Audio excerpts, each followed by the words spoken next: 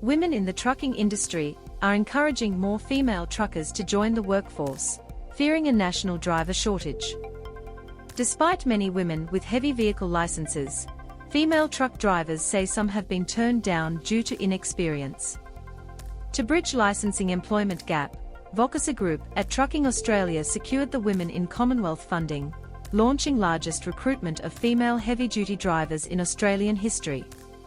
The hiring pilot, Foot in the Door, will launch nationally next month to put more women in the driver's seat. Lyndall Denny, CEO of Women in Trucking Australia, says women find it difficult to find work after paying for their own heavy vehicle licenses. Lyndall Denny believes female truckers are overlooked because they are inexperienced. Women roam the wasteland on their own to find work and are constantly asked to come back when they have 3 years of experience, says Ms. Denny. The only way to gain experience is to work at work. Ms. Denny believes that gender bias continues to be a major defining barrier for women seeking careers in trucking. It's a male-dominated industry, and I think it's an unconscious bias. We choose likes for like, which means boys would normally run before us girls, she says. Men also tend to exaggerate their skills, and women are the opposite. How will the program work? Foot in the Door will be one of 132 projects funded by the Australian government's $33 million Truck Safety Initiative, connecting inexperienced female truck drivers with employers in their area. Ms. Denny says the recruitment process will build the missing relationships between truck drivers and employers to promote on-the-job training. Very few people are teaching drivers from scratch.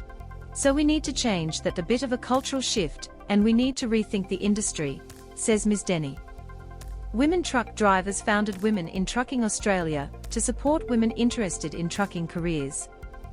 Ms. Denny says the project will assess women's skills and help them enter the workforce. Attitude is very important when driving a heavy vehicle, so you can teach anyone to drive a truck. But you can't teach someone to have a good attitude.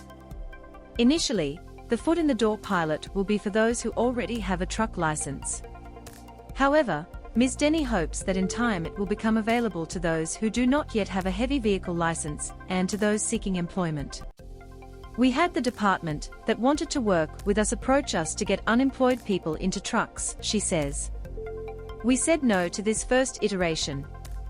But these unemployed people can come to us, and we're happy to work with them and get them into heavy vehicles for a second iteration later in the year.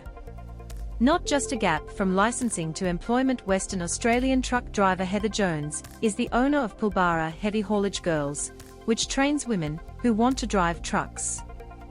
We women are 51% of the population, and only 2.5% of the transportation industry in road driving. Heather Jones believes that hiring from outside Australia will not solve the labour shortage. Not only is there a gap from licensing to employment, she says, but also in the skills taught when getting those trucking licenses. It's really hard because when you get your driver's license, you're taught how to drive a truck back and forth, connecting, disconnecting, and really basic stuff, said Ms. Jones. You are not informed about the load or the trailing trailer, and each different profession required a different trailer. General freight requires separate training. That's the difference between getting your license and really knowing what you're doing. Ms. Jones believes that new truck drivers are jumping into trucks unprepared, and that hiring from outside Australia will not solve the trucking workforce shortage. Once you get your license, you're not ready for work. And I think we've been failing newly licensed men and women for a very long time, she says. Australia has a serious situation right now. We don't have enough truck drivers. The answer may not be to bring in overseas drivers, but a short interim measure. There are hundreds of people who want to come and do our training. So we know we have enough truck drivers in Australia to fill the seats.